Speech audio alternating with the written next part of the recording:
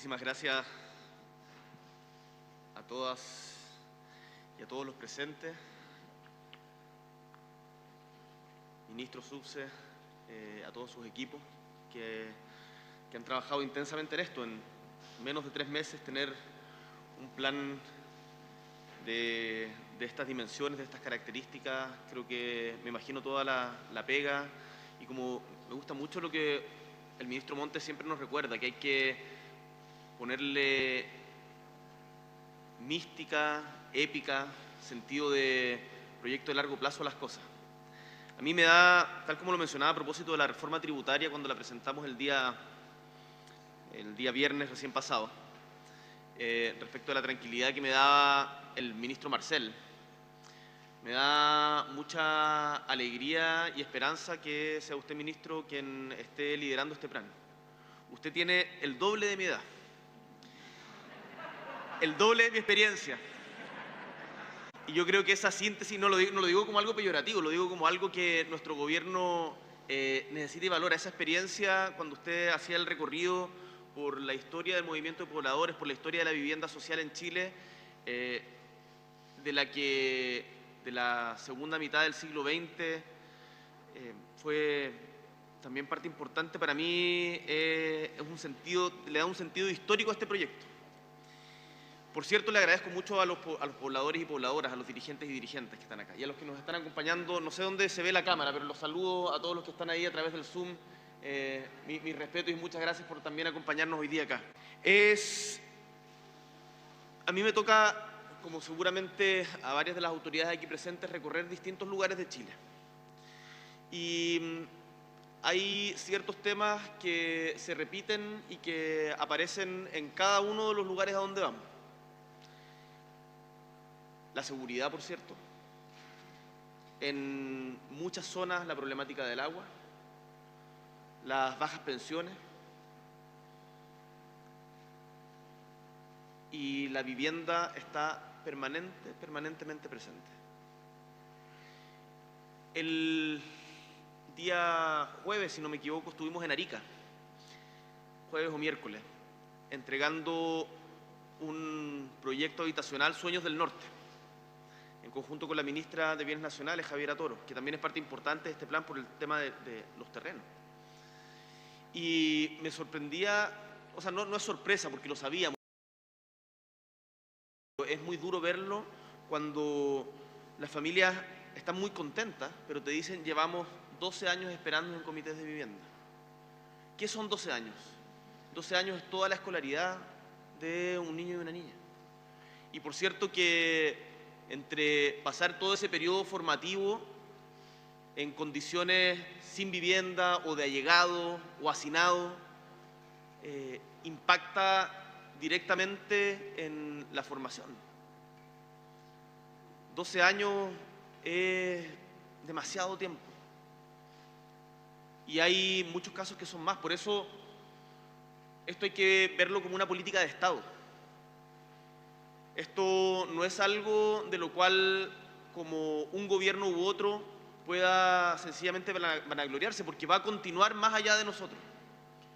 Cuando yo inauguraba las viviendas en Arica, lo hacíamos por el trabajo que realizaron los 2 gobiernos anteriores. Y seguramente parte importante de este plan que está liderando el ministro Montes les va a tocar encabezarlo a otras autoridades electas por el pueblo.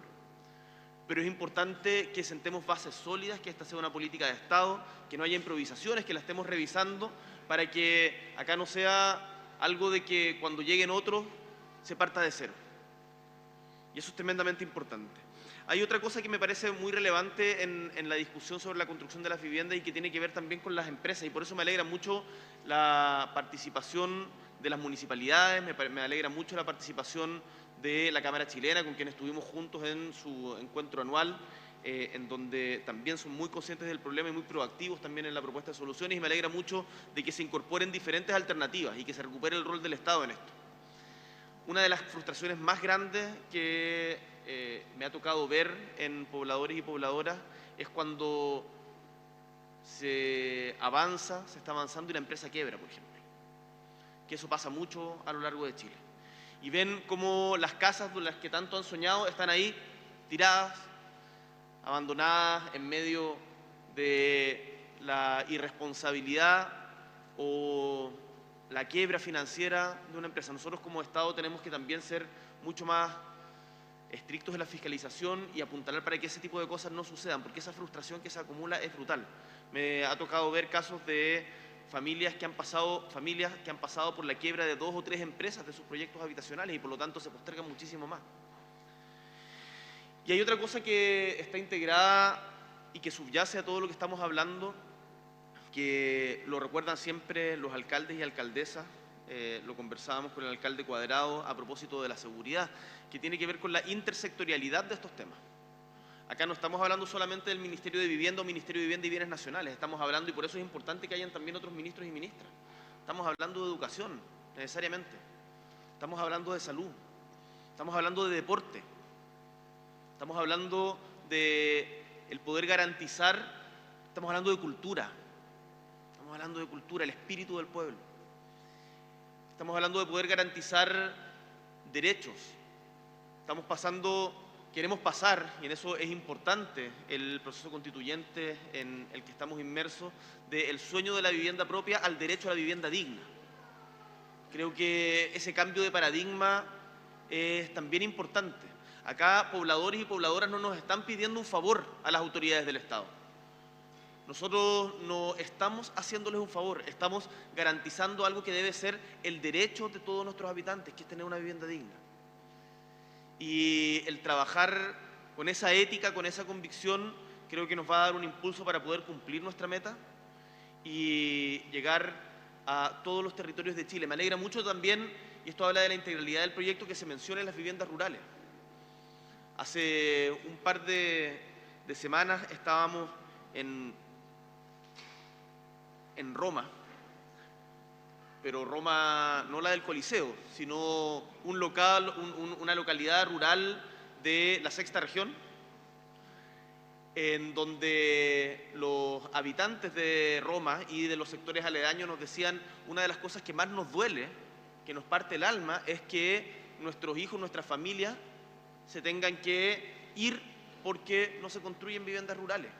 Y por lo tanto el campo también se va despoblando, se va perdiendo las tradiciones, se va perdiendo toda una vida, una historia, porque hay una presión para ir a la ciudad en condiciones muchas veces de hacinamiento. Entonces, el que se incorpore las viviendas rurales es fundamental, fundamental. Perdonen que ponga ejemplos, pero creo que es importante que todos sepamos que acá estamos hablando de personas de carne y hueso que en este momento la están pasando mal. En Iquique, en las caletas de Tarapacá, Chanabaya, caleta Chanabaya, en donde me alegra que también se incluya la autoconstrucción, en donde hay mucho ingenio, cuando hay una necesidad, el ingenio del chileno y de la chilena, muchas veces mujeres dirigentes, para sacar adelante las cosas es fundamental, y ahí la autoconstrucción ha jugado un rol importante, que el Estado la acompañe, no que la reprima.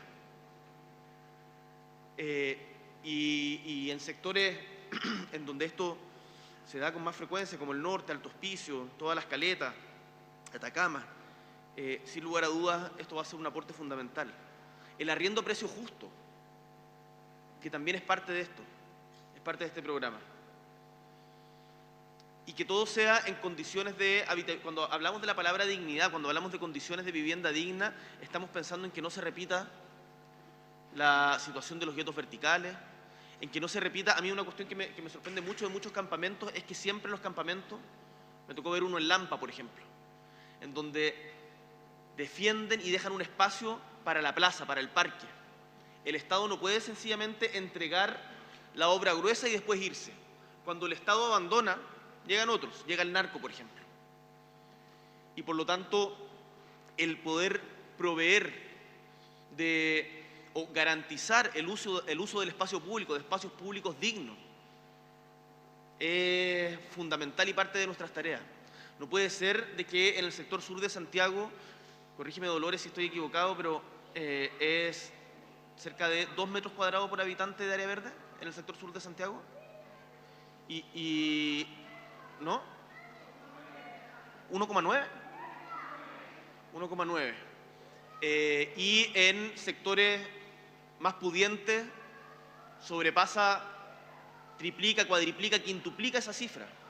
¿Por qué un habitante del sector sur de Santiago o de una región como Atacama o como Tarapacá tiene menos derecho a relacionarse con su entorno que alguien de un sector más pudiente?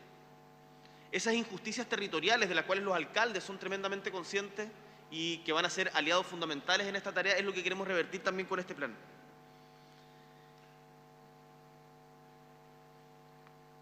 Estoy contento, esperanzado con lo que hoy día nos han presentado. Por cierto, que lo vamos a estudiar con detención, pero esto ya se echó a andar. Acá el ministro, la subsecretaria y las diferentes autoridades, los equipos del mismo están empoderados para actuar. El diagnóstico está hace mucho rato y los pobladores y pobladoras lo tienen súper claro. Y están cansados de que el Estado desde el Estado, autoridades vengan a repetirles las características del problema que ellos viven en carne propia. Es momento de que nosotros nos despleguemos hacia las soluciones, no reemplazando, sino con los pobladores y pobladoras, con los trabajadores y trabajadoras, con el sector privado y el público de la mano para solucionar este gran desafío que nos hemos puesto como gobierno. Muchísimas gracias, ministro, muchísimas gracias a todas y todos por estar acá.